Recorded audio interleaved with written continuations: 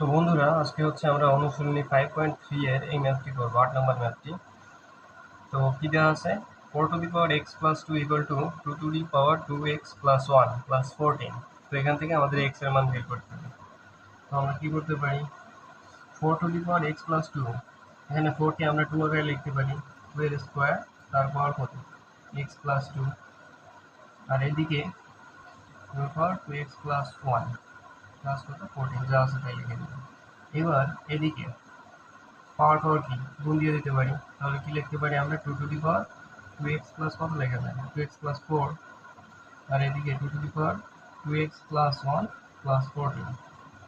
এখন আমরা কি করতে পারি, এদিকে লিখতে পারি 2 to the power 2x into 2 to the power 4। এটা কি নিয়ম অনুযায়ী আমরা জানি কি, 2 to the power m plus n, এভাবে যদি থাকে আমরা কি লিখতে পারি, 2 to the power m into 2 to the power n।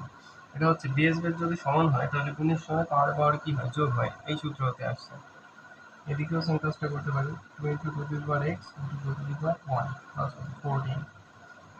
এখন 2 to the power 4 equal to কত, 2 গুণ 2 4, 4 4 কত 16, 16 ইন্টু কত 2 টু দি পাওয়ার 2x, আর এদিকে হচ্ছে 2 into 2 to the power 2x plus কত 14। এখন এই 2 টু দি পাওয়ার 2x যদি বাম পাশে নিয়ে আসি তাহলে কি মাইনাস হবে।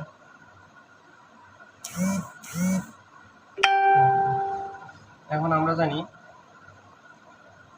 সেম জাতীয় জিনিস যদি মাইনাস করি তাহলে বাদ যাবে, 16 থেকে যদি 2টা যায় তাহলে কত যাবে, 16 থেকে যদি 2টা যায়, এখানে হচ্ছে একটু দেখি আমরা, 16টা থেকে 2টা গেলে থেকে 14টা, 14 into 2 to the power 2x equal to 14।